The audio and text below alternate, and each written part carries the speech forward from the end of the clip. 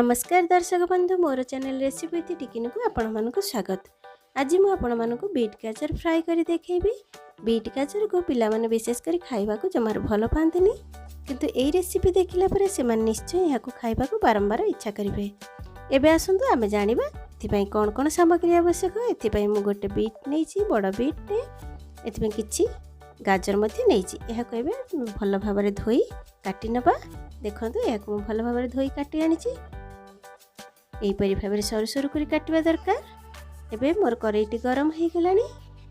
एथिरे मु तेल पकई नेबी। एथिरे 2 रु 3 चमच तेल पकई देछि। तेलटी गरम हैला परे एथिरे 1 चमच जीरा फुटण करी नउछि। ए जीराटी बे फुटी आसलानी। एथिरे मु 1 चमच बिरी डाली पकई नउछि।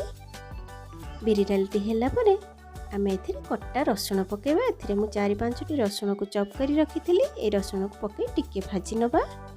अल्प टिके भाजी दे एथिरे कट्टा कंचा लंका पकई नबा। कट्टा कंचा लंका पकई मध्ये या को अल्प टिके भाजी नबा। एबे एथिरे काटी रखिथबा बीट गाजर को पकई नबा।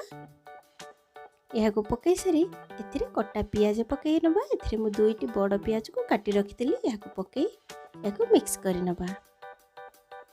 एबे एथिरे हमें स्वाद अनुसार लूण पकई दबा।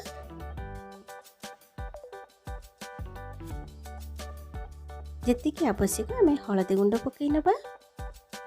ए रेसिपीटी करबा को बहुत कम समय लागि थाए, बहुत कम सामग्री रे मध्ये होई जाय थाए, आ खाइबा को बहुत बढ़िया लागि थाए। एबे देखंतु या को मिक्स कर देई अल्प समय हमें सिजिबा पई घोड़ै नबा।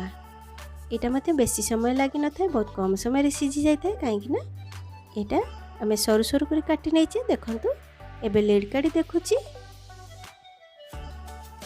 हमर बीट गाजर प्राय सिझी आसिलानी।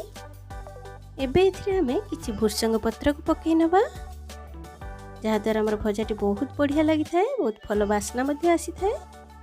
एबे इथिरे हमें लंका गुंड पकेबा जेति कि हमर आवश्यक। जदि आपण मानको अधिक राग दरकार आपण अधिक टिके नै परंती, कम मध्ये करि परंती। एबे लंका गुंड पकई सरी एथिरे मु धनिया गुंड पकेबी।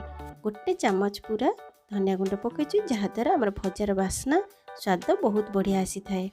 तेणु एठी मु धनिया गुंड यूज करछि। ए धनिया गुंड पकई साला परे आमे भल भाबरे मिक्स करी ताको पुणी 2 मिनिट पई घोड़ै नबा। हमर भजाटी प्राय हे आसीथिला। एबे अल्प समय सिझी गेले हमर भजा प्राय हे जिवो। देखंतु 2 मिनिट पर मु लीड काडी देखिबा। एबे हमर बीट गाजर फ्राई प्रस्तुत हे गेलानी। या को हमें प्लेट रे सर्व करि नबा। देखंतु एटा कितने कम समय रे हे गेला। मात्र 10 मिनिट भितर हमर ए बीट गाजर फ्राई हे जिवो। आपण घरे निश्चय ट्राई करंतु। केमिति लागिला मतामत कमेंट बॉक्स रे लिखि जणांतु। जदि मो चैनल नुआ अछंती जल्दी सब्सक्राइब करि नंतु। पाखरे थिबा बेल आइकन को क्लिक कर दियंतु, जहा द्वारा मो अपलोड करथा नुआ वीडियो आपन को पाखरे शीघ्र पहुंच परिबो। जदि आपन को मोर ए रेसिपी भल लागि थाए लाइक शेयर और सब्सक्राइब करबा को जमारो भूलिबेनी।